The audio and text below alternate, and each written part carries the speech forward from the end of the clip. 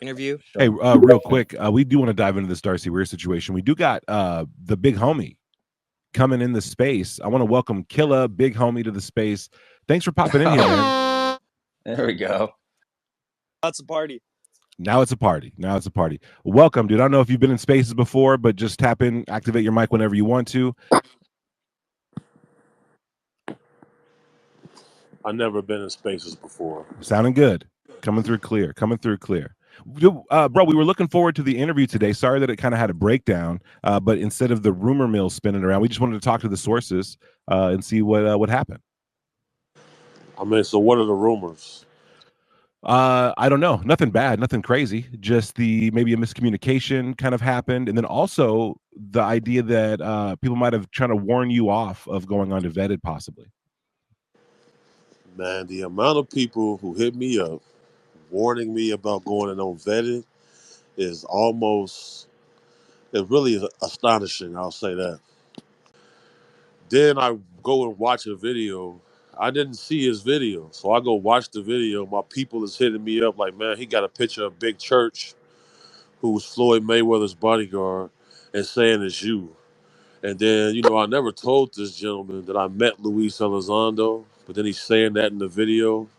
And I thought I could say little things to him that I didn't think he would just blatantly twist it up.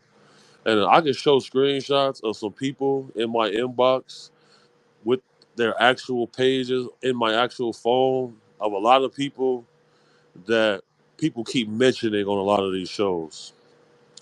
So I haven't seen this video. I don't really even got time to really watch it. I don't got no problem with the guy, but yeah, the things What were you kind of getting DM'd about Vetted? I'm curious about that. All right, so I'll read you one. Sure. Was one of them Darcey Wier? Weir? Yeah. Yeah. LOL. You said yes. How did I guess that? Wow, I'm good, huh? Wow. Okay, that's classic. WEIR. Share whatever you're comfortable with, dog. Wow. Here's one guy.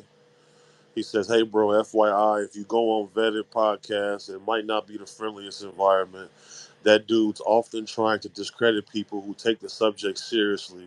So if you choose to just make sure you got your ducks in a row, for example, he might ask you about an email you got. You said it came from Proton Mail, but Proton Mail didn't exist until 2014, so he might ask you about that. Mr. Elizondo has seen your video. Here's Lou's number. You can contact him here directly. Have a good weekend." Oh my God! This is a bombshell right now. Let me tell you right now, Vetted is absolutely. Patrick is not known for asking difficult questions. He's extremely friendly. His community's super dope. He's been doing the show every single day he just celebrated his year anniversary. You can't find an interview that he was doing that. You can't find it. He goes on smaller channels all the time. He supports the community. Constantly trying to build people up. Yeah, so constantly. He's not. I promise you, you can't find an interview he did where he cornered the interviewee. He's always praising people. Go check for yourself if you ever get the time, bro. But that was a straight up lie. And for Killa, so we're in this community, right? What we've witnessed over the past few years is there's this kind of weird influence campaign where they'll have these army of bot followers and some people, and they'll try and discredit certain people and get certain interviews to not happen and whatnot. And we kind of suspected that was going on here a little bit, and it kind of. Thank you. Yeah, thank you for sharing that, man. Wow. Yeah, that person you mentioned, the Wier character, Darcey Wier, he's been known to do this. For some reason or another, he really wants to control the UFO topic. So when people come from a grassroots background and they want to kind of build up an audience and they have a different voice and they don't come from the same kind of narrative, they're not pushing the same kind of stories about what these things are, then they get othered, and they get these guys hitting up everybody saying, don't fuck with this person, don't go on their show, here's stuff that you're going to get attacked on and stuff. That's crazy. That's crazy. We just predicted that. Okay, well. Oh, okay, all right. So I see the correlation here. All right. Yeah, they're just. And there's varying degrees of how connected is it to government? How connected is it to players like Lue Elizondo? I personally think it's very connected to. Hear that right, Yeah, it's a that weird world you're walking into. they Killa. gave you It's not Elizondo's fun. It's hold on. crazy, They we gave know. you Elizondo's number and said call him. Yes. I mean, that's pretty big. Well, But see, this the thing. So, like, I'm on 24-hour call as a private bodyguard, right? So, like, I'm always kind of pressed for time. So, a lot of times, I get hit up every day from several people trying to get me to come on the show. So, I'll tell them, look, you're going to have to pay something so I can stop doing what I'm doing and talk to you. Because some of them do very weird things. And ever since I've been dealing with this whole topic, like I've seen like weird dudes like in like suit jackets, like kind of like following me around, and also not alone when it comes down to like seeing things and then feeling like you're being followed.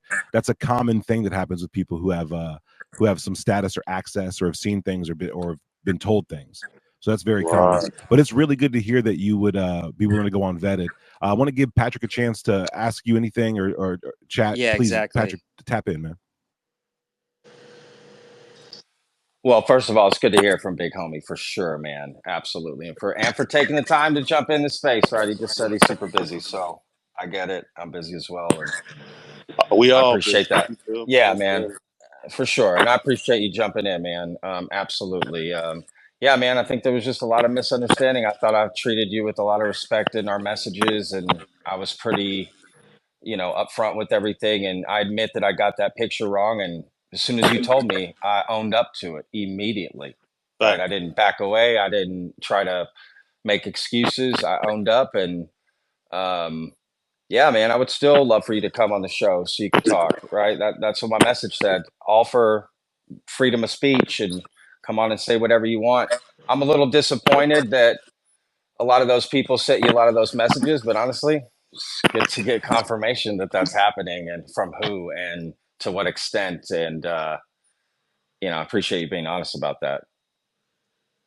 For sure. Yeah, like it's all good. Like but like every time I go on a podcast, like I can send screenshots of like people how much they pay me to do this shit. So it's just like Sure. I it, can't afford all that. You know what I'm yeah, saying? yeah, yeah, I, it's I, I all can't good. afford all that. And look, I built my channel on not doing interviews, Uh-huh. on purpose so that I wouldn't have to rely on getting people on my show, to keep my show growing and going. And when I do interviews, there's a special treat for my audience. And like Tupa and Red said, man, I dare anyone to go find an interview where I'm just lambasting somebody or putting them in a corner. Or people always want to come back on my show after they've been on. I'm a nice guy. I'm just a normal dude looking into this. And I think that's what scares these people who are trying to go around and stop things, right? Exactly.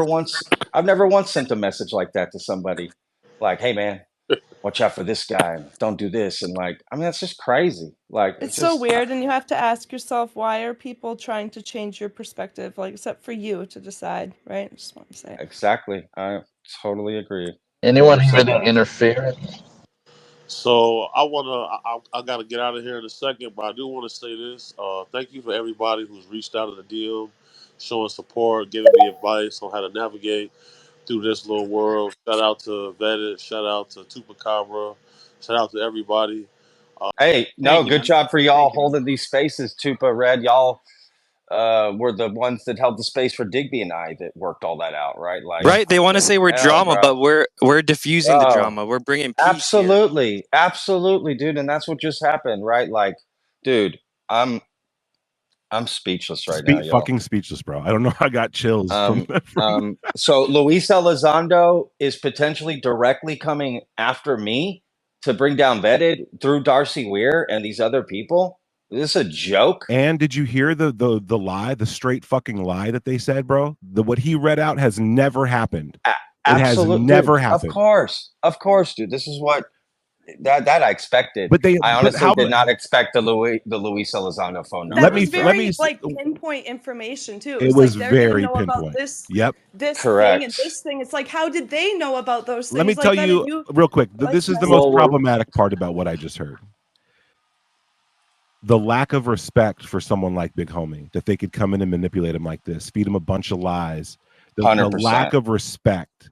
They didn't give a fuck about that dude or his reputation or his ability to discern not being manipulated or not. They straight up fed him a bunch of lies that they thought would convince him. He found himself in this space anyway, thanks to Doomer Daddy and vetted for being in the mix. And look what happened. We squashed it instantly because what we found out was that there's people in the background working perhaps on behalf of these bigger names. Lue Elizondo's name and number was mentioned. I didn't name him. Name and number was mentioned by this dude. They're working in the background to try to control the narrative and tear down people with independent voices. This is egregious. This is un-American. Crazy. This is crazy. Crazy. That's Whistleblower Dude, Big Homie, bro. Whistleblower Big Listen. Homie. Listen, Can I be devil's this is advocate my real quick? this is my full-time job, y'all. This isn't a joke for me. This isn't a Twitter space. This is how I feed my family, dude. That's a direct threat to like me, my production company, the talent agency that signed me. I'm open about that. That's what happened. I'm with Christian Harloff. Dude, this is crazy. Like, I have legal Not to mention I have that I legal couldn't even mess with representation the too. homeboy.